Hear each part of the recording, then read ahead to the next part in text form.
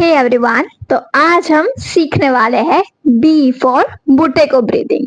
सो Buteyko breathing क्या होता है? बुटेको ब्रीदिंग हमारे एक यूक्रेनियन डॉक्टर थे कॉन्स्टेंटिन बुटेको, उन्होंने डिस्कवर की थी।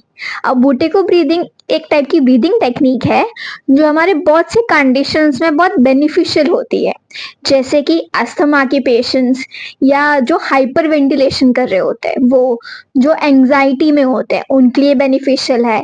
इसके अलावा जिनको स्लीप एपनिया होता है या स्लीप में डिस्टर्बेंसेस होते हैं, उन कंडीशंस में भी हम बुटेको ब्रीदिंग दे सकते हैं। सो जानते हैं बुटेको ब्रीदिंग क्या होती है। ओके, सो बुटेको ब्रीदिंग एक तरह की टेक्निक है जिसमें हम gentle breathe in and breathe out करते हैं। Okay, so normal breathing breathe out diaphragmatic में भी होती है। सो बुटेको ब्रीदिंग में क्या अलग होता है? ओके, सो इसमें हमारे दो पॉज होते हैं, which is control pause and maximum pause. अब ये क्या होता है, तो हम उसके लिए देखेंगे कि आप पेशेंट को बुटेको ब्रीदिंग कैसे सिखाते हैं। ओके, सबसे पहले तो आप पेशेंट को नॉर्मल या तो चेयर पे या तो फ्लोर पे आप क्रॉस लेग्स बिठा सकते हैं विद स्पाइन स्ट्रेट। उसके बाद आप पेशेंट की पल्स चेक करेंगे, बीपी चेक करेंगे वो नॉर्मल रेंज में है कि नहीं। उसके बाद आप पेशेंट को बोलेंगे gently breathe in and breathe out करें 5 to 6 times. 5 to 6 time normal breathing जब आ जाएगी, उसके बाद आप पेशेंट को बोलेंगे कि अब आप पूरी एयर एक्सेल कर दीजिए and then just close your nose like this, and आप जितने सेकेंड तक होल्ड कर पा रहे हैं उतने सेकेंड तक होल्ड कीजिए। इसे हम कहते हैं control pause. Normally 5 to 10 seconds का होता है जिससे हम स्टार्ट करते हैं। उस कंट्रोल पॉज के बाद जब पेशेंट को एयर हंगर आएगी, यानी पेशेंट को ब्रीथ इन लेने का मन होगा, तो आप पेशेंट को बोले कि एकदम जोर से फोर्सफुली इनहेल नहीं करना है, जेंटली इनहेल एंड एक्सेल करना है जैसे प्रायर टू कंट्रोल पॉज था।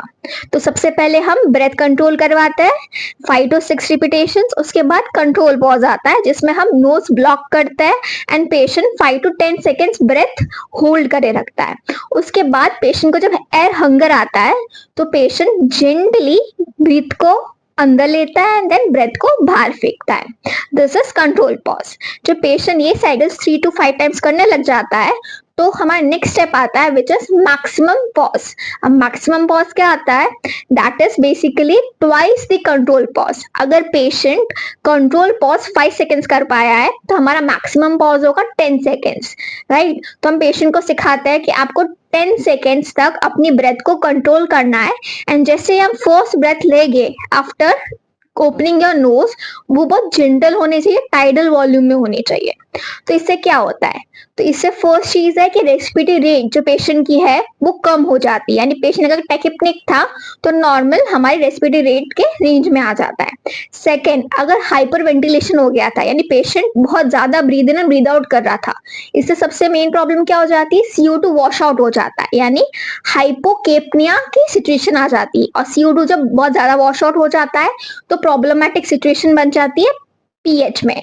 सो हम जब पेशेंट को बुटेको करवाएंगे तो उसका हाइपर वेंटिलेशन कंट्रोल में आ जाता है एंड वेंटिलेशन नॉर्मलाइज हो जाता है। इसलिए ये अस्थमा के पेशेंट में बहुत बेनिफिशियल है, बिकॉज अस्थमा के पेशेंट को जब पैनिक अटैक्स आते हैं, राइट, अस्थमाटिक अटैक्स आते हैं, तब हम पेशेंट को बुटेको सिखाएंगे तो उनका हाइपर वेंटिलेशन बहुत जल्दी कंट्रोल में आ सकता है। एंड दूसरे पेशेंट जिनको स्लीप एपनिया या स्लीप में डिस्टर्बेंसेस आता है, तो हम उनको Buteyko technique just prior to sleeping अगर सिखा दे तो बहुत ज्यादा बेनिफिशियल होती है।